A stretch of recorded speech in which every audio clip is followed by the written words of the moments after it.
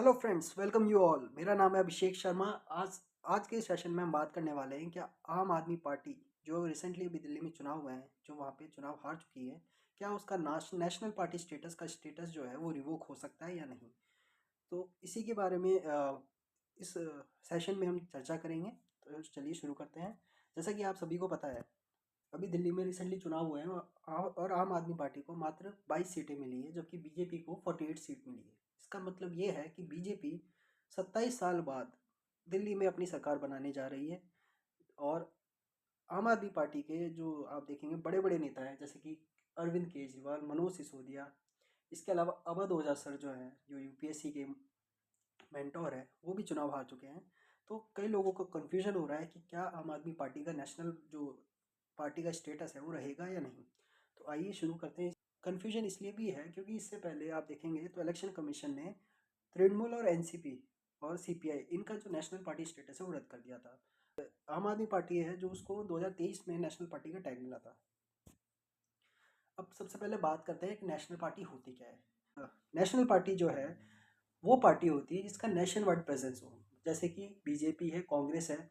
आप देखेंगे बीजेपी और कांग्रेस का जो है प्रेजेंस है पूरे इंडिया के अंदर है, लेकिन कई पार्टीज जो होती है रीजनल पार्टीज होती है, स्टेट पार्टीज होती है, क्योंकि उनका जो प्रेजेंस है वो सिर्फ कुछ ही स्टेट्स में सीमित होता है। जैसे कि आप देखेंगे शिवसेना है जो महाराष्ट्र के अंदर है, AIADMK है जो तमिलनाडु में है, या फिर TMC है जो बंगाल में है। तो ये जो पार्टीज है इनका इन्फ्लुएंस जो है रीजनल लेवल तक रहता है, लेकिन जो नेशनल पार्टी है उनका जो इन्फ्लुएंस होता है वो नेशनल वाइड होता है।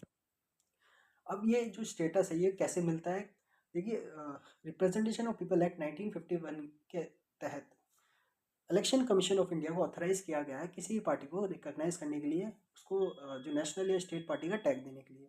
देखिए, इंडिया में जो जो पार्टीज जितनी भी रजिस्टर होती हैं उसको अपन तीन पार्ट में डिवाइड कर सकते हैं। एक होती है नेशनल पार्टी, एक होती है स्टेट पार्टी, उसके बाद आती है रजिस्टर्ड बट अनरिकॉग्नाइज पार्टीज, यानी ऐसी पार्टीज जो रजिस्टर्ड तो है इलेक्शन कमीशन ऑफ इंडिया के पास, लेकिन अभी तक उसको कोई टैग नहीं मिला है। ठीक है, तो इस बेसिस के ऊपर जो इलेक्शन कमीशन ऑफ इंडिया है वो वेरियस पार्टीज को टैक्स देती है। तो अब इसका क्राइटेरिया क्या है। देखिए, किसी पार्टी को अगर नेशनल पार्टी बनना है तो उसके सर्टेन क्राइटेरियाज होंगे जो उसको पूरे करने पड़ेंगे। तो इसमें सबसे पहला क्राइटेरिया जो आता है वो आता है लोकसभा के अंदर उसका क्या परफॉर्मेंस है। अगर कोई भी पार्टी टोटल सीट्स, लोकसभा की जो टोटल सीट्स है उसका 2%, यानी कि अभी आज के टाइम पे लोकसभा में 545 सीट्स हैं, उसमें से अगर कोई पार्टी 11 सीट्स ले आती है, और वो जो सीट्स हैं वो 3 डिफरेंट स्टेट से होने चाहिए, मतलब एक ही स्टेट में नहीं, ऐसा नहीं होना चाहिए एक ही स्टेट से 11 सीट्स आ गई है, कम से कम 3 डिफरेंट स्टेट से वो सीट्स आनी चाहिए, तो वो पार्टी नेशनल पार्टी बन सकती है। दूसरा क्राइटेरिया क्या है, दूसरा क्राइटेरिया है स्टेट इलेक्शंस का। असेंबली इलेक्शंस जो होते हैं, विधानसभा के जो चुनाव होते हैं, उन चुनावों में अगर कोई पार्टी 6% वोट्स ले आती है 4 या उनसे ज़्यादा स्टेट्स के अंदर, साथ ही साथ कम से कम 4 सीट जीतती है उस विधानसभा के इलेक्शन में, तो हम उस पार्टी को भी नेशनल पार्टी कंसिडर करेंगे। उसके बाद आता है वोट शेयर। वोट शेयर में ये होता है अगर कोई पार्टी स्टेट पार्टी रिकॉग्नाइज हो जाती है 4 या उनसे ज़्यादा स्टेट्स के अंदर, तो भी वो एलिजिबल होती है नेशनल पार्टी का स्टेटस लेने के लिए। तो थे सर्टेन क्राइटेरिया जो मैंने आपको बताया इलेक्शन कमीशन ऑफ इंडिया की तरफ से दिए गए हैं कि नेशनल पार्टी बनने के लिए क्या करना पड़ता है। उसके बाद स्टेट पार्टी का भी टैग मिलता है कई पार्टीज़ को, उसके लिए भी सर्टेन कंडीशंस हैं, जो उसमें 3 मेन कंडीशंस के बारे में आपको बात करना चाहूँगा। अगर कोई party 8% of total valid votes ले आती है किसी भी इलेक्शन में, चाहे वो जनरल इलेक्शन हो या विधानसभा का इलेक्शन हो, तो वो party state party criteria fulfil करती है। दूसरा, अगर कोई पार्टी 6% वोट्स ले आती है स्टेट लेजिस्लेटिव इलेक्शंस के अंदर, और साथ ही साथ 2 सीट्स जीत जाती है उसी विधानसभा के चुनाव में, तो वो स्टेट पार्टी बन सकती है। इसके अलावा लोकसभा के चुनाव के अंदर कोई पार्टी 6% वोट्स ले आती है और कम से कम एक सीट ले आती है उसी स्टेट से, तो भी वो स्टेट पार्टी बन सकती है। तो ये क्राइटेरिया है स्टेट पार्टीज़ के। इसके अलावा और 2 क्राइटेरिया है जो आप देख सकते हैं।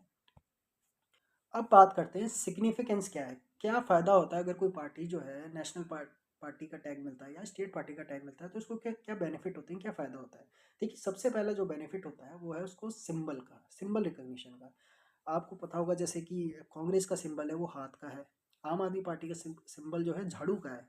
तो ये एक्सक्लूसिव सिंबल्स हैं जो इन पार्टी के लिए बुक हो चुके हैं। इस सिंबल का इस्तेमाल कोई भी और पार्टी पूरे इंडिया में नहीं कर पाएगी अगर कोई पार्टी नेशनल पार्टी है तो। इससे क्या फ़ायदा होता है? इससे देखिए हमारे इंडिया के अंदर लिटरेसी रेट जो है कम है। आज भी आप गाँव में जाएँगे तो देखेंगे वहाँ पे जो पार्टीज़ है वो वोट जब माँगती है तो वो कहती है कि आप कमल को वोट दें, हाथ को वोट दें। इस तरह से वो जो है वोटर्स को समझाते हैं। तो इस सिंबल का जो सीधा सीधा फायदा ये होता है कि वोटर आउटरीच आपका बढ़ जाता है। अनपढ़ जो आदमी जो इलिटरेट पर्सन है उसको भी आप बता सकते हैं, तो आपका जो सिंबल है वो सबसे पहले रिजर्व हो जाता है नेशनल पार्टी बनते ही। दूसरा फायदा आपको ये मिलता है कि आपको सर्टेन प्रिविलेजेस जो होते हैं, कुछ प्रिविलेजेस आपको मिलते हैं, जैसे कि आपका जो इंटरव्यूज़ है वो आप ब्रॉडकास्ट कर सकते हो चैनल, नेशनल चैनल्स के ऊपर, जैसे दूरदर्शन हो गया, ऑल इंडिया रेडियो हो गया, इन पे आपकी जो ब्रॉडकास्ट कर सकते हो आप। उसके बाद आपको जो है इलेक्टोरल रोल्स जो होते हैं वो आपको फ्री फ्री में अवेलेबल हो जाते हैं कैंडिडेट्स को, जिससे आप अपनी जो स्ट्रेटेजी है वो सब आप बना सकते हो। उसके बाद एक और फ़ायदा ये मिलता है कि जब जब कोई भी बंदा जब चुनाव लड़ने जाता है तो उसको एक प्रपोज़र की ज़रूरत होती है जब वो नॉमिनेशन फाइल करने जाता है। तो जो नेशनल पार्टी का जो टैग अगर किसी पार्टी में बना तो उसमें जो कैंडिडेट है उसको मात्र एक प्रपोज़र की ज़रूरत पड़ती है। और फ़ायदा ये मिलता है कि आपको सब्सिडाइज रेट के ऊपर लैंड मिल जाती है। स्पेशली आप देखेंगे दिल्ली के अंदर जहाँ पे रेंट है उसकी रेट बहुत ज़्यादा है, तो वहाँ पे आपको गवर्नमेंट के बंगलो मिल सकता है, आपको वहाँ पर ऑफिस के लिए स्पेस मिल जाएगा बहुत ही कम दामों के ऊपर। फिर जो फ़ायदा आता है वो स्टार कैंपेनर्स का। तो स्टार कैंपेनर्स में क्या होता है, जैसे आपको पता होगा कि कोई भी कैंडिडेट अगर चुनाव लड़ता है तो एक लिमिट होती है अपना जो इलेक्शन एक्सपेंडिचर की, उससे ज़्यादा पैसा वो चुनाव में खर्च नहीं कर सकता। तो ये जो स्टार कैंपेनर्स होता है, इनका जो जो भी इनका जो खर्चा आता है वो उस किसी भी चुनाव के अंदर उस जो बंदे के जो एक्सपेंडिचर है उसमें उसको ऐड नहीं करते हैं।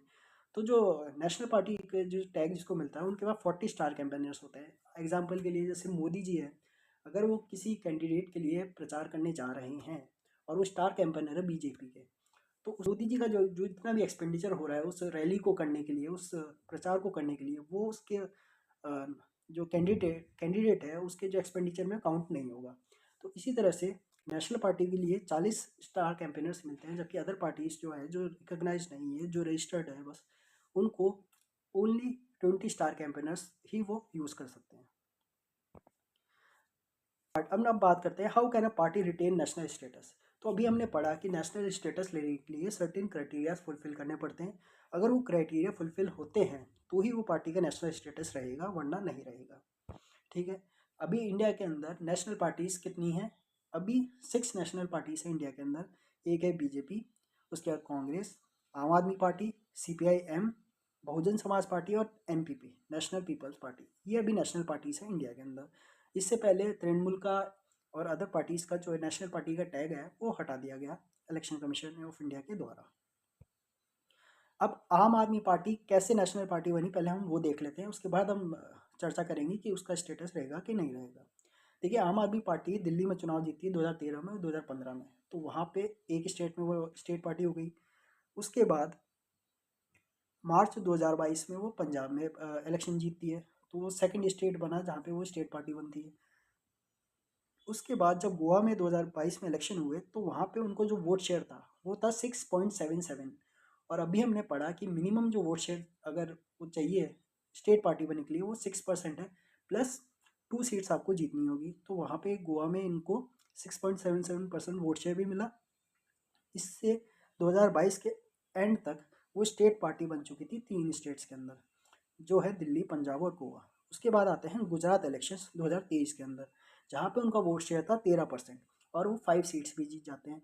यानी कि 6% वोट से ज़्यादा और 2 सीट जो चाहिए थी उससे ज़्यादा 5 सीट्स लेके आते हैं 2 सीट्स की जगह। तो इस तरह वो स्टेट पार्टी बन गई गुजरात में भी।